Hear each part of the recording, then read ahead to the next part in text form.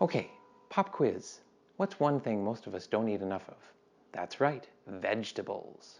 Today, I'm going to show you how to take those vegetables and turn them into something delicious using a method we call stir fry. To stir fry, we are going to need 2 simple tools and 2 key ingredients. And then you'll be taking those vegetables so you can walk all over the place with them. Did you get what I said there? Walk, stir fry?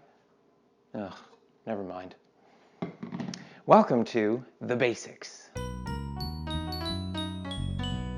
Now, let's start with the vegetables, shall we? Oh, no, well, hold on. Don't run away on me. I know I said at the beginning there that we're trying to stay away from the frozen food aisle and away from the prepared foods, but just hear me out. The best thing to stir fry with is a bag of frozen vegetables. Now let me explain why. Most of our vegetables we get these days frozen have a number of advantages to them that are going to help us with this stir fry process.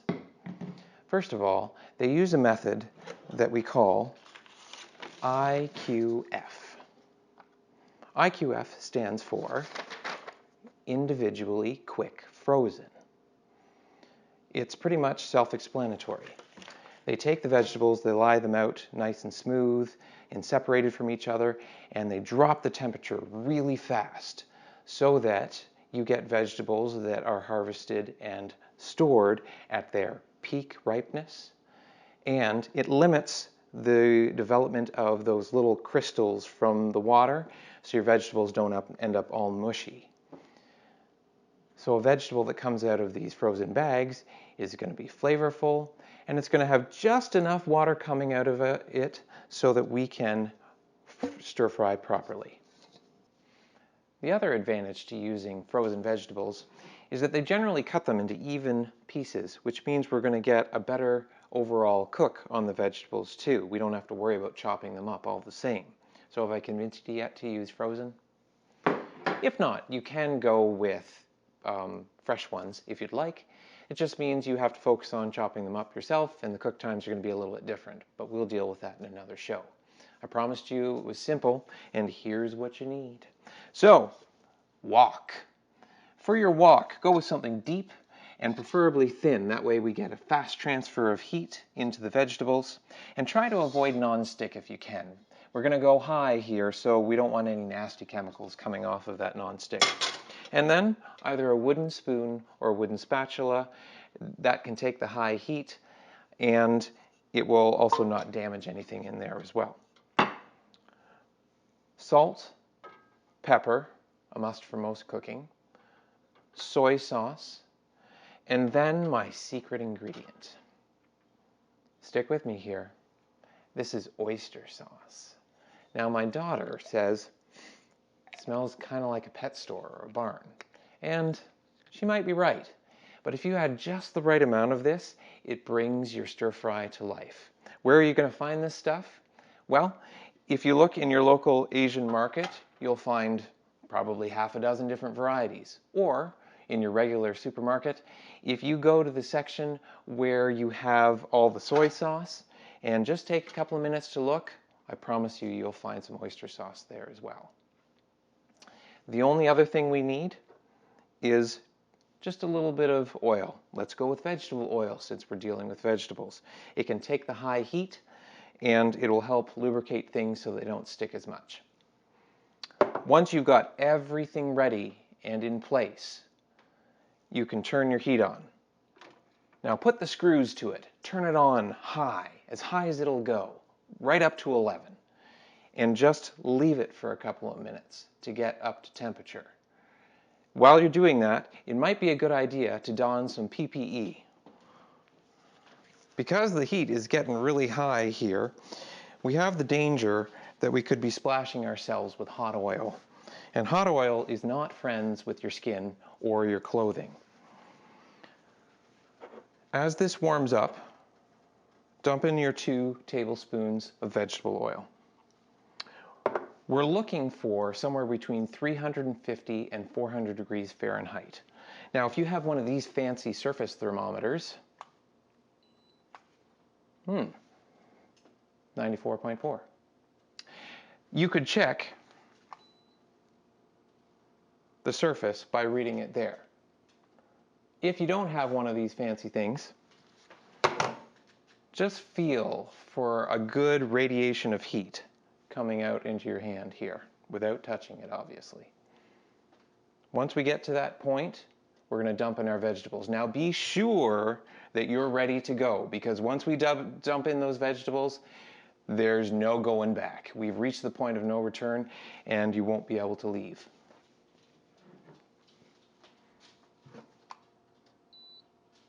All right, 392. I'm going for it.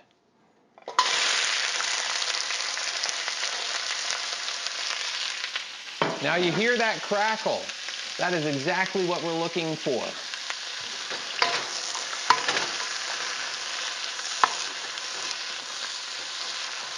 Give it a stir as many times as you can in the first 30 seconds so that we can make sure that we get the oil nicely coating. And then just let it sit for about 30 seconds at a time. We're trying to develop that wok.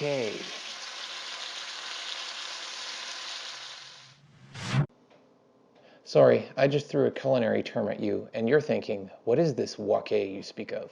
Wok is originally a Chinese term, which literally means breath of the wok, which I think is a really cool way to describe it. It's this mysterious quality that includes texture and flavor, and is only attained when you cook something in a wok at high heat, usually a stir-fry method. Have you ever been to one of those wok specialized restaurants, you know, something like Walking on Sunshine? Do you get it? And when you go there and you see the open kitchen, you find that they have these kind of tubes, and out of it, it looks like there's a jet engine firing. And they put the wok right on top of it. That's because they're looking for the hottest temperature they possibly can. And when they do that, and they get things just right, you get wok.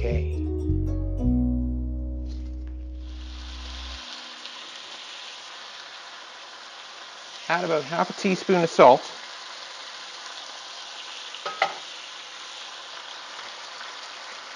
And a few turns of black pepper.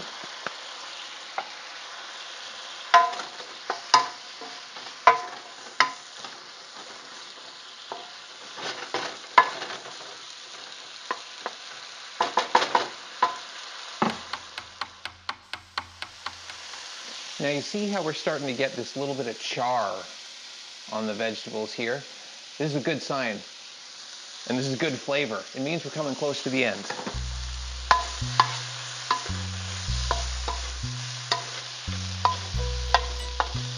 Don't let your guard down at any point in these last minute or two, or it's going to stick and it's going to be burnt.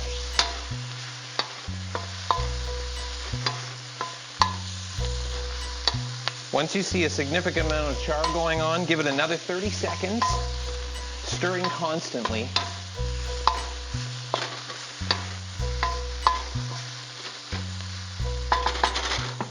And then finish with a tablespoon of soy and a tablespoon of that oyster sauce.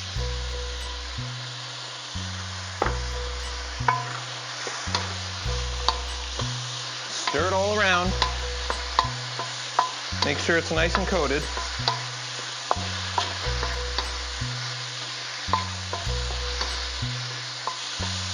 And give it another 30 seconds just to let the water, or the extra water from the soy and the oyster, come out of it to make a little bit of a thicker sauce. In that time, grab a plate.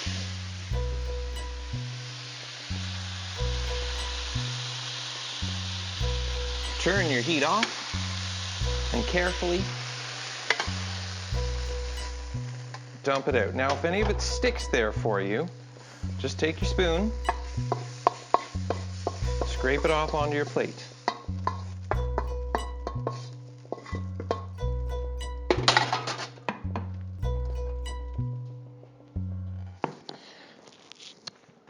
It's really that simple. So, grab a fork or your favorite chopsticks and dig in.